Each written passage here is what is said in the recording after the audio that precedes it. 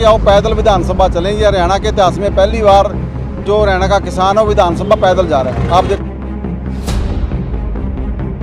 सरकार की मंशा ही खराब है। सरकार चाहती है कि जुमला दिखा करके इनको मुआवजा की जो मांग है उसको ना दे करके अपनी बात को ऊपर रखना चाहती है, लेकिन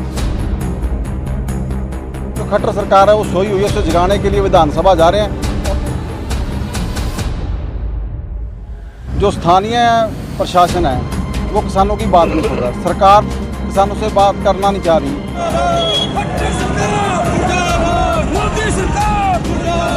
बाढ़ की वजह से जो किसानों की फसल बर्बाद हुई है और जो नमी की वजह से उनका फसल खराब हुई है, उनको मुआवजा दिलाने के लिए ये चंडीगढ़ कूच कर रहे हैं। अभी गुलाबी सुंडी ने नरमा बर्बाद कर दिया, कुछ कहीं बाढ़ ने फसल खराब कर दी, कहीं सोके ने फसल खराब कर दी, मगर जो सरकार है वो कुंभकर्ण की नींद सोई हुई है।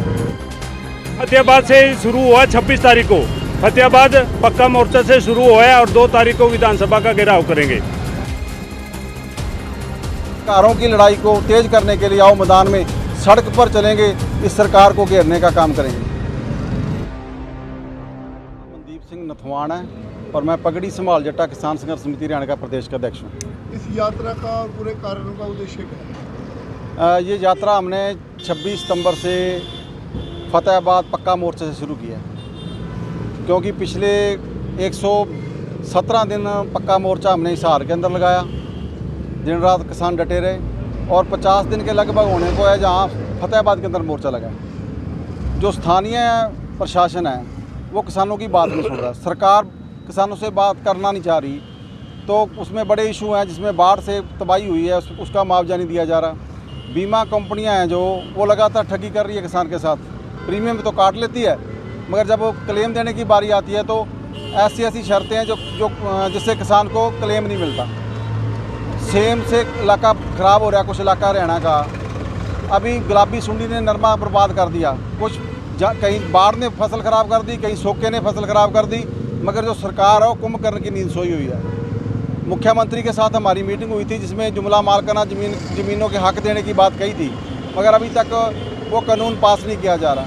ये तमाम मुद्दे हैं, इन मुद्दों को लेकर हमने हरियाणा के किसानों को ये न्योता दिया कि आओ पैदल विधानसभा चलें। ये हरियाणा के इतिहास में पहली बार जो हरियाणा का किसान है वो विधानसभा पैदल जा रहा है। आप देखोगे इसमें बच्चे भी शामिल है, बुजुर्ग भी शामिल है, महिलाएं भी शामिल है, ट्रैक्टर ट्राली गाड़ियों के काफिले भी शामिल है और साथ ही पैदल चल रहे हैं। इतना तपती गर्मी में भी 80-80, 85 साल के बुजुर्ग हैं जो पैदल जा रहे हैं, मगर जो खट्टर सरकार है वो सोई हुई है, उसे जगाने के लिए विधानसभा जा रहे हैं। और ये हमारा जो ये मार्च है ये 2 तारीख को चंडीगढ़ की तरफ आगे बढ़ेगा। 2 तारीख को हज़ारों किसान हरियाणा के इस मार्च में शामिल होंगे। हम आपके चैनल के माध्यम से सब किसानों को न्योता भी देना चाहते हैं, अधिकारों की लड़ाई को तेज करने के लिए आओ मैदान में, सड़क पर चलेंगे, इस सरकार को घेरने का काम करेंगे। सुरेंद्र चौसाला, भारतीय किसान यूनियन जनरल सेक्रेटरी कलायत।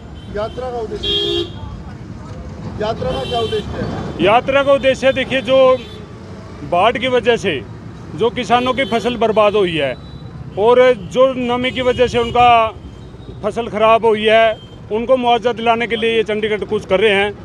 और सरकार बदनीयत से काम कर रही है, क्योंकि सरकार की मंशा ही खराब है।